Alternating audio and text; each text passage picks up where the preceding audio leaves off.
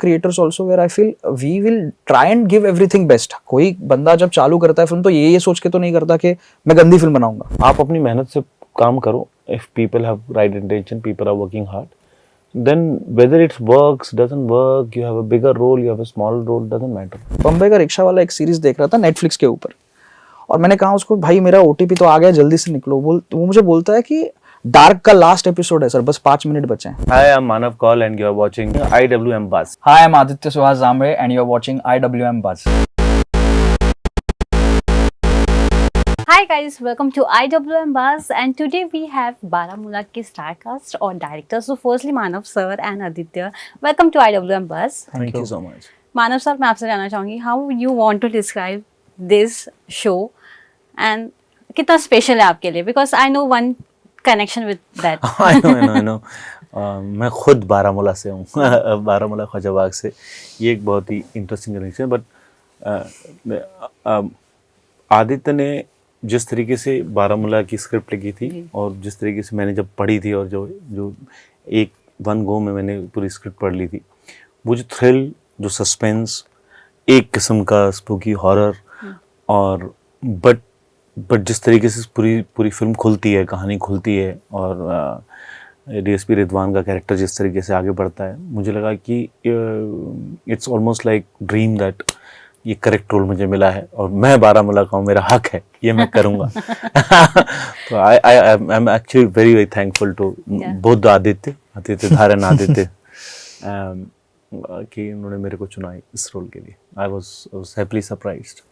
Sir मैं आपसे जानना चाहूँगी, when you got this project, जब आपको पता चला ये प्रोजेक्ट बनाना है, ये करना है, was it always Manav sir ही थे आपके माइंड में या कोई और भी आर्टिस्ट थे फॉर दिस सीरीज? नहीं, शुरुआत तो ऐसे हुई थी कि बस इतना थॉट था कि कश्मीर को लेके ऐसी कोई फिल्म बना सकते हैं क्या जिसमें हॉरर, और बेसिकली हॉरर, तब तो बस हॉरर था कि क्या कश्मीर में हॉरर फिल्म बन सकती है क्या.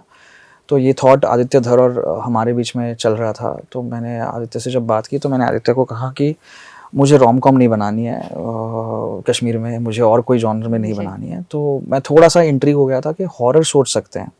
तो उसके बाद मैंने कहा आदित्य से कि मुझे थोड़ा टाइम दे दो, मैं सोचता हूँ उसके बारे में, और तब तक मुझे फ़ोन मत करो, मुझे मत पूछो कि कब मैं क्या लेके आने वाला हूँ. मैं गोवा से हूँ तो मैं गोवा में लिखना पसंद करता हूँ. बम्बई में मैं नहीं लिख पाता, तो मैं गोवा चला गया और बहुत लोगों से मिला, कश्मीर भी चला गया, और सब समेट के मैं जब समझा क्या बात है, क्या कश्मीर है, क्योंकि तब तक मैं गया भी नहीं था कश्मीर.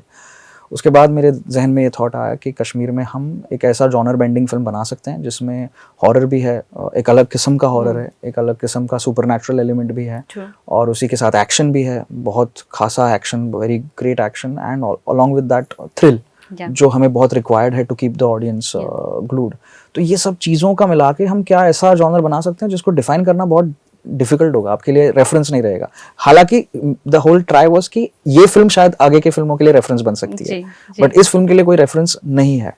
सो वो थॉट को लेके हमने कहा कि ये बन सकता है, और एक दुनिया बना दी, गोवा में कश्मीर की दुनिया बना दी बैठ के लिखते लिखते. और जब पहली बार वो किरदार लिखा गया था Ridwan, because technically I was very sure about the character Ridwan Syed, DSP Ridwan Syed. तो जब पहली बार पहला नाम दिमाग में आया था मेरे, वो मानव जी का ही था. तो मुझे याद है मेरी माँ बहुत उनका काम फॉलो भी करती है, मेरी माँ बहुत पढ़ती भी है. तो मेरी माँ ने, she knows him left and right as far as the literature is concerned, that aspect of it is concerned. तो मैंने कहा था कि मुझे लगता है ये, और एवरीबडी, मतलब मेरी वाइफ, मेरी माँ, सब ने कहा था कि ये सही होगा, ये मज़ा आएगा देखने में, बिकॉज वैसे अवतार में भी काफ़ी देखा नहीं गया था. तो मैंने कहा कि ये मज़ा आएगा to have him as a DSP, जो एक्शन भी कर रहे हैं, जो और चीज़ें भी कर रहे हैं, इमोशनली उनका बहुत बड़ा बैगेज भी है फिल्म में. तो वो पहले से दिमाग में था, और डेस्टिनी ये थी कि एंड में हम वहीं आ गए जहाँ पे everybody he like the script. And मुझे याद है एक दिन में उन्होंने हाँ करके, मतलब ऐसा नहीं था कि मैं सोच के बताऊंगा, मैं थोड़ा इसके ऊपर विचार विनिमय करता हूँ उसके बाद में आता हूँ, कुछ नहीं. और मुझे आदित्य ने पहले फ़ोन करके कहा, क्योंकि उनकी बात पहले आदित्य से हुई थी, तो आदित्य ने मुझे फ़ोन करके कहा कि हो गया. तो मैंने बोला क्या हो गया, बिकॉज मुझे आदत ये थी कि एक्टर कभी भी यही बोलेगा कि मुझे स्क्रिप्ट पढ़ने के बाद भी शायद एक हाथ दो मीटिंग विद द डायरेक्टर, समझ लूँ क्या है क्या नहीं, उसके बाद बताऊंगा. तो नहीं हो गया इसे. तो मैंने उन्होंने नंबर फॉरवर्ड किया, उन्होंने कहा बात कर लो, हो गया, वो ही wants to do the film. तो वो वैसे हो गया and at the end Baramulla बन गई। या बट मैं सर आपसे जानना चाहूँगी, कश्मीर को लेकर लोगों ने अलग परसेप्शंस देखे हैं।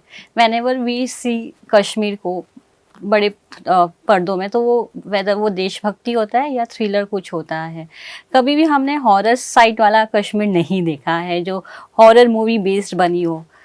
ये जो आपने एक्सपेरिमेंट किया है फर्स्ट टाइम, और आपने कहा कि आगे वाले लोगों के इंस्पिरेशंस भी हो सकता है या रेफरेंस हो सकता है, कितना बड़ा रिस्क था आपके लिए? नहीं, रिस्क तो नहीं था, मैं बनाता ही नहीं अगर ये रिस्क नहीं होता तो। ये बात थी, अगर मतलब ही नहीं है कि अगर आप कोई कुछ, फॉर एग्जांपल अगर आपने कहा कि चलो मुझे हॉरर बनाना है तो मैं एक किसी फिल्म का, दूसरी किसी फिल्म का पैलेट लेके मैं उसे कश्मीर में डाल दूंगा जी। जो बहुत बार होता भी है आजकल के फिल्मों में कि हमने किसी, चलो ऐसी फिल्म बनानी है तो वो ऐसी ही आपका प्रॉब्लम बन जाता है बिकॉज आपने ऑलरेडी कहीं पे कुछ देखा है, तो बतौर एक क्रिएटर आपने ऑलरेडी सोच के रखा है मुझे ऐसी फिल्म करनी है, तो आपके पास फ्रेश चीजें आएंगी नहीं क्योंकि आपने सोची ही पहले से गलत ली है। तो ये रिस्क थी, इसीलिए रिस्क, मैं इसे रिस्क नहीं कहूंगा, मैं कहूंगा इसको it's an opportunity rather than risk. I think it is an opportunity कि अगर ये है तो ही मैं बनाऊंगा, वरना तो मुझे वैसी फिल्म बनाने में कोई इंटरेस्ट भी नहीं था कि जिसमें आपको पता है कि चलो ये ऐसी हॉरर फिल्म ऐसी होती है, उसी तरीके से हमें पैलेट बनाना है, हमें बस उसका लोकेशन चेंज करके कश्मीर में डालना है, उसकी वो कैरेक्टर ही नहीं आएगा उभर के। वहां की स्टोरीज में, वहां की कहानियों में वहां का खुद का एक कैरेक्टर होगा, अगर वो टैप हो जाए तो ही वो ऑर्गेनिक ऐसे होनी चाहिए। लोकेशन या फिल्म कभी भी कहा जाता है कि आप अगर लोकेशन चेंज कर दो, कल जाके आपने कहा बारामुल्ला बम्बई में बनानी है, आप बना ही नहीं सकते। अगर आप बना ही नहीं सकते इसका मतलब है सही है, लोकेशन आप चेंज नहीं कर पाओगे तो ही इसका मतलब है आपने ऑर्गेनिकली करेक्ट लोकेशन और कहानी चूज की है। तो वो अगर रिस्क नहीं होती या वो अपॉर्चुनिटी नहीं दिखती तो मैं फिल्म लिखता भी नहीं, मतलब मैं आदित्य को भी बोल देता कि नहीं करनी है बस। तो वो बात थी पहले से। Manav sir, how was the shooting experience from your side? जब आप वैली में शूट कर रहे थे, हाउ वाज दैट मोमेंट? कितना एंजॉय किया आपने इस बार ये शूट करते हुए?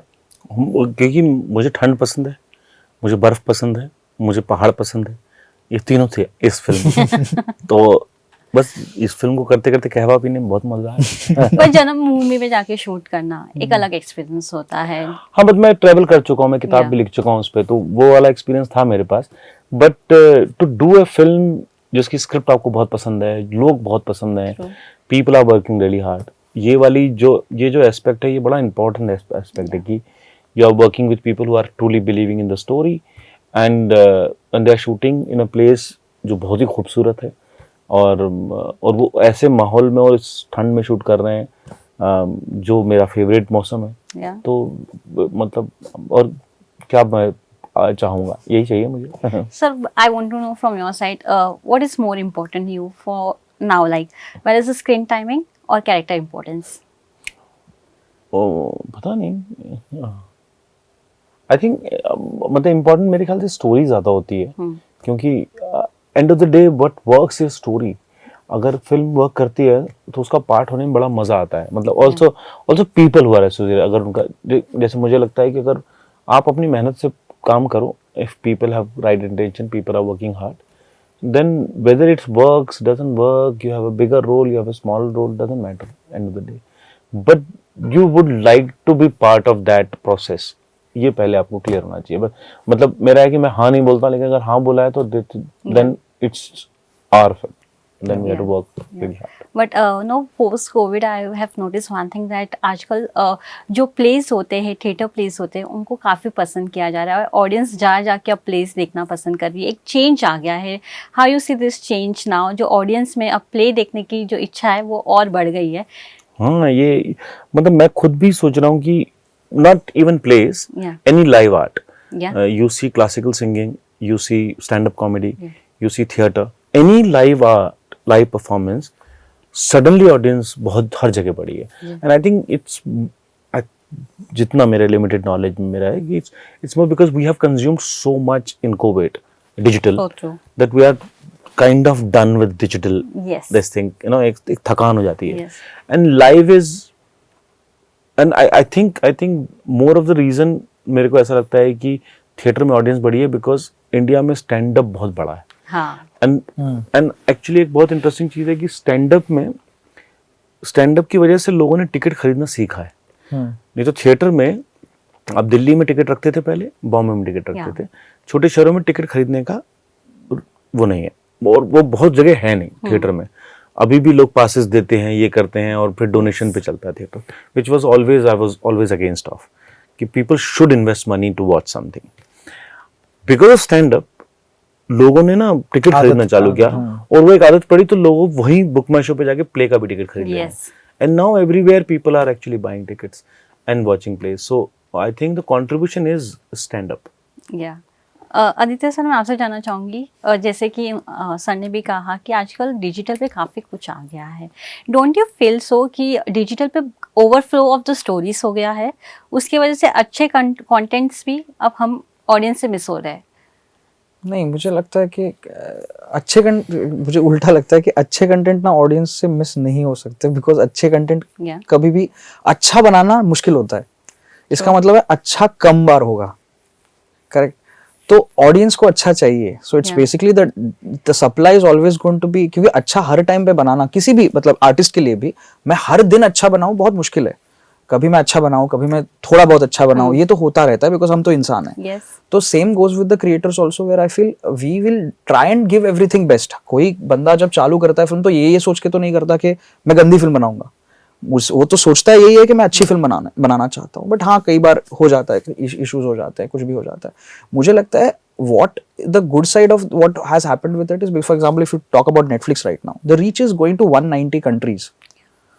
That is huge. मतलब आज मैं एक फिल्म बनाऊं तो वो एक अलग अलग लैंग्वेज में, लोकलाइज्ड लैंग्वेज में, कहीं और जो मुझे जानता नहीं है, जिसका मैं ऑडियंस जो बारामुल्ला नहीं जानता फॉर एग्जांपल, जो इंडिया नहीं जानता उतना, काफी उसको बहुत कम पता होगा, वो भी उस कंटेंट को, अगर उसको जॉनर पसंद है, उसको पर्टिकुलर उसकी लाइकिंग है, तो उस जॉनर को पिक करके एक अलग कंट्री का देखता है। Yes. आज मैं खुद बतौर डायरेक्टर कह सकता हूं कि मैंने ईरानियन फिल्म सबसे ज्यादा देखी है।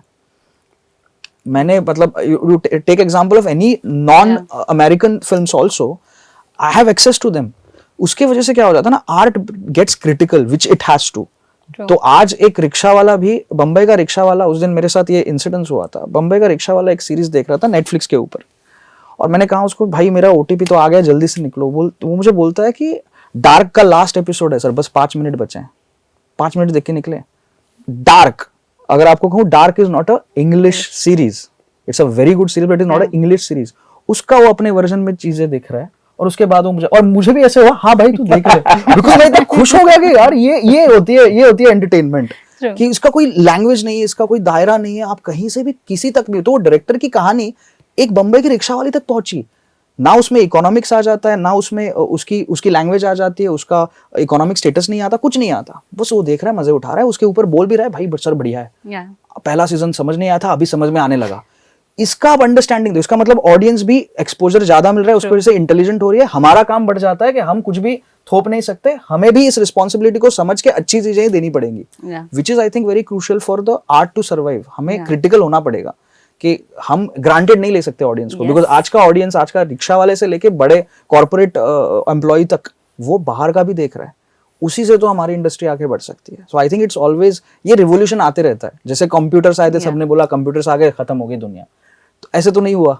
आज अभी एआई आ गया, अभी लोग सब बोल रहे हैं खत्म हो गई दुनिया। मैं इंजीनियर हूँ, बतौर इंजीनियर मैं हमेशा रिवोल्यूशन में बिलीव करता हूँ, चेंज आते रहेगा, आर्ट कभी खत्म नहीं होगा, आर्ट तो चलते रहेगा। और यही रिवॉल्यूशन में एक और चीज आया, माइक्रो ड्रामास, जो वर्टिकली शॉर्ट्स हो रहे हैं, और वो भी काफी पॉपुलर हो रहे हैं, इंडिया में भी काफी ग्रोथ हो रहा है। How you see as an director and as a creative also? See, I think as a director, I understand the need for adapting things, certain things, because लोगों का attention span change हो रहा है। But बतौर director मैं ये भी कहना चाहता हूँ कि you don't need to surrender to it. मैं हमेशा कहता हूँ मेरी टीम को, कभी ये होता है कि बातें चल जाती हैं कि यार ये अटेंशन स्पैन कम हो गया, तो आप छोटा कर दो। मेरी बात ये होती है ना कि अटेंशन स्पैन कम हो रहा है, आपको जहन सही में अगर लग रहा है छोटा करना है, इसमें ड्रैग हो रहा है, तो आप छोटा करो।